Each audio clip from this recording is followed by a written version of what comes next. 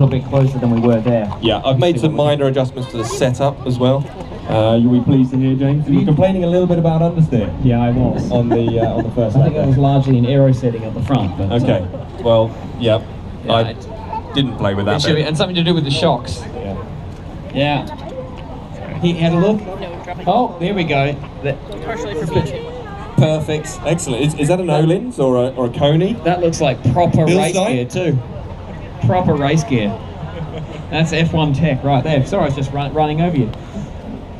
So we're nearly, I think, got everyone coming up the stairs and on board. So once we get going, just make sure that you're holding on to the side rails. Sometimes these trucks can be jerky getting away, especially when we do a full launch.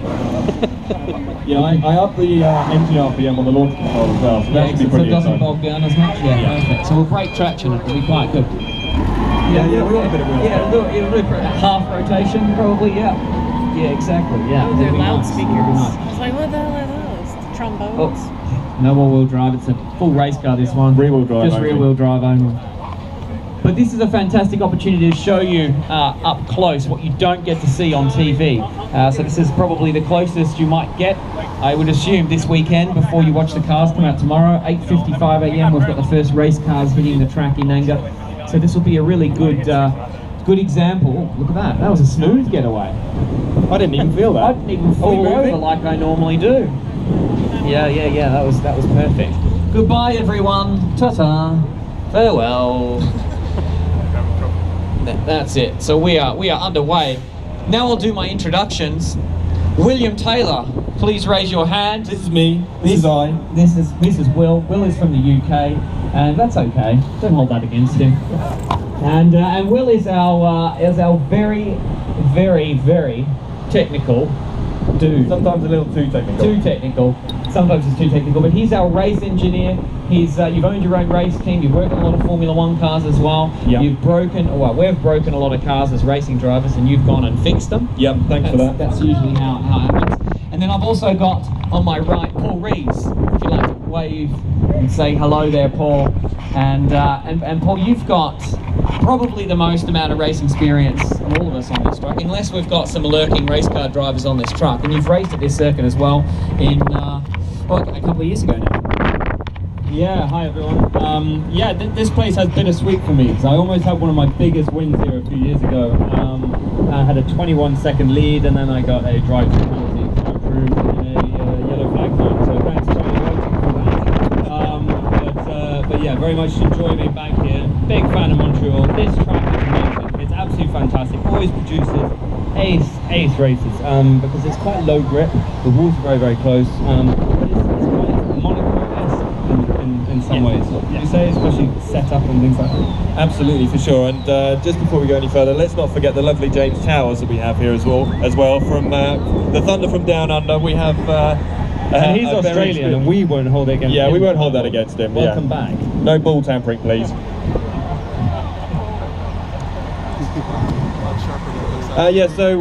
The weekend all starts for us, James, down at on a Thursday.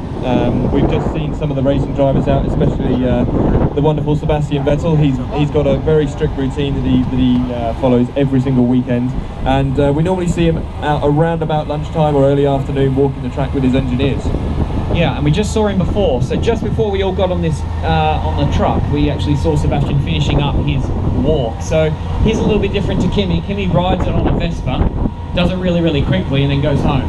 But Sebastian actually walks it, where he walks every single circuit, and he's obviously been here a lot of times, and he's done a lot of laps around here. But it's very important to go out with your engineers to check just if anything's changed. Have they resurfaced? Are there curbs where the curbs used to be? Have they extended those curbs? Have they made them new? Are they higher, lower?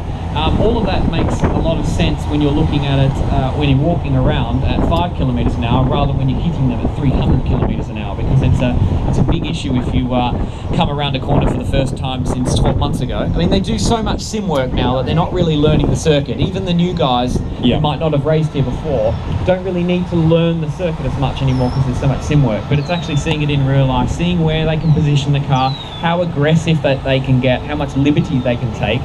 And when we talk about liberty, let's have a look at the exit. If you're exiting that corner, there is nothing but a concrete wall on the exit there. So Paul, it's a racetrack with a lot of consequence.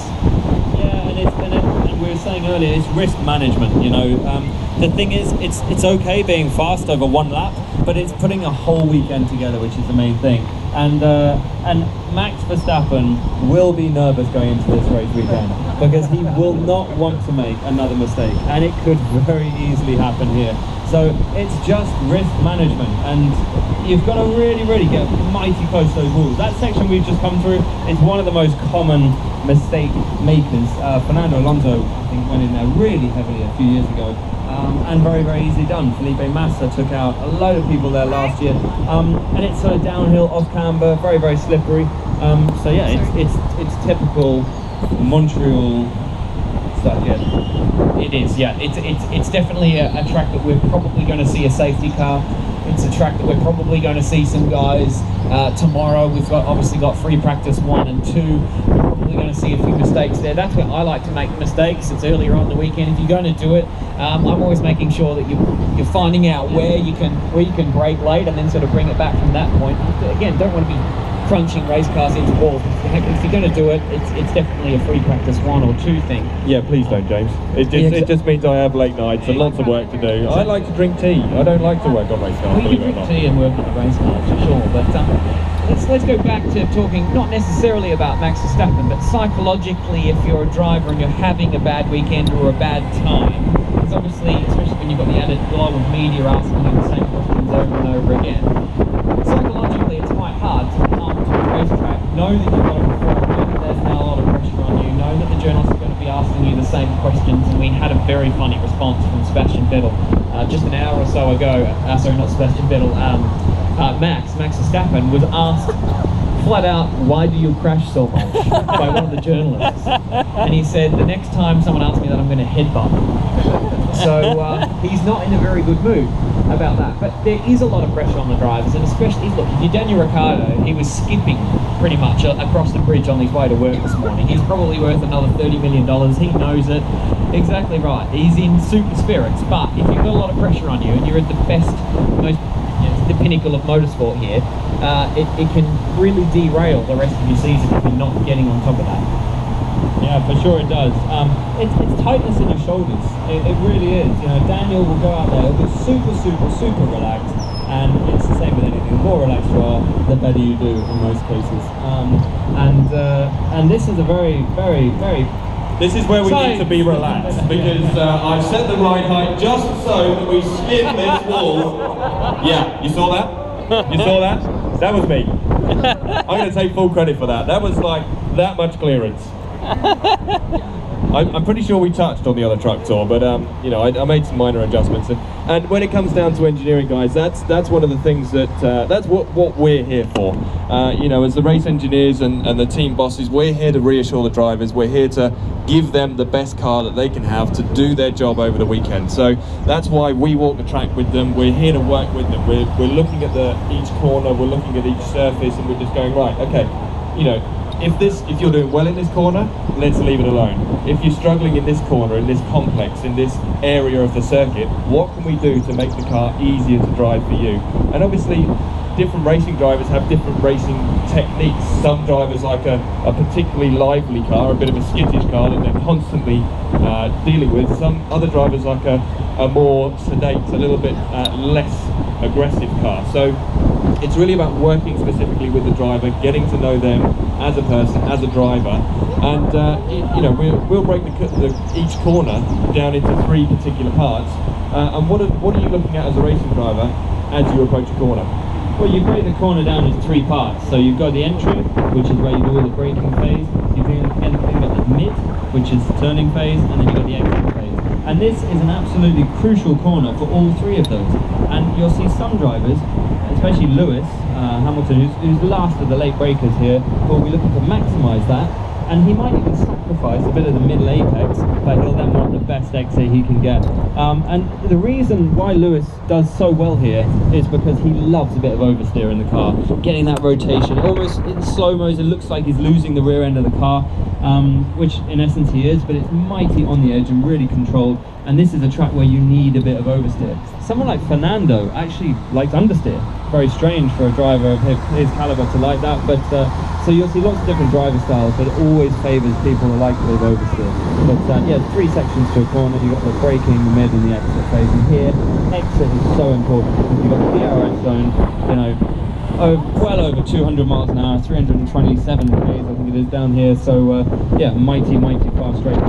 Yeah, for sure. And when we look at a racetrack, when we're looking to gain time through a lap, we're always looking at a compromise. So it may well be that we've got 3 corners and he says, do you know what, I cannot go any quicker through there. I've got those now, they're perfect, the car is amazing through there. But then might be where he says, do you know what, I'm really struggling. So we'll work together as a team to try and find the best combination to make sure that overall he's gaining in his lap time, but actually those corners that he's comfortable with, he might lose the gain time that he's struggling with.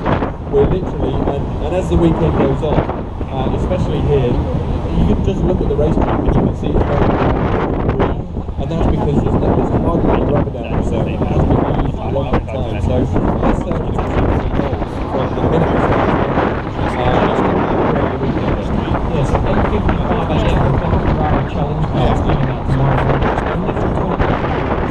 And I suspect that we're going to see some very slippery looking Ferraris because there's no rubber down there.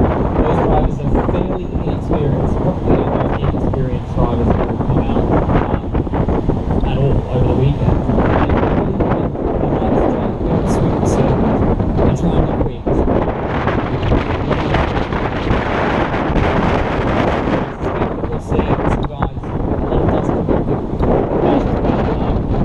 Racing line will really start to evolve tomorrow.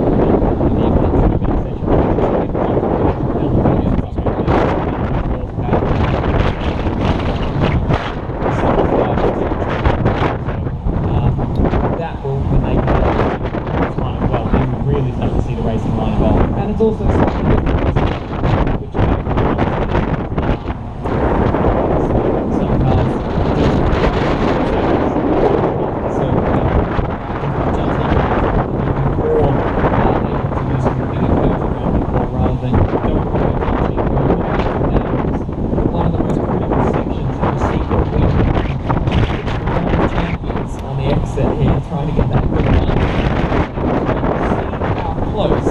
the exit is to that wall and how large the curbs are. And if you touch those curbs in a Formula car, it's going to be a very nasty exit. Yeah, I mean, you'll see the Porsches completely flying over these orange curves all the way over. So a Formula 1 car will certainly not want to touch these curves. I will be massively surprised if everyone manages to get away unscathed after this weekend, having not had a moment here. You know, but this is a tremendously exciting section here. Very quick. 4th gear, I think, for most of the drivers through here, and you're in. You're out as fast as you enter. Here, exit is really key. They'll be getting a real buzz as well, getting nice and close to the wall. Fernando here, I remember last year, just got so close. I think he touched it actually. He touched a bit of this techno here. So yeah, a really exciting corner. One of the corners of the calendar here. Yeah, definitely a lot of risk and a lot of reward to come out of this corner. So this section does reward the brave, there's no doubt about it. And ladies and gentlemen, that is your very first lap of the Canadian Grand Prix circuit. Congratulations.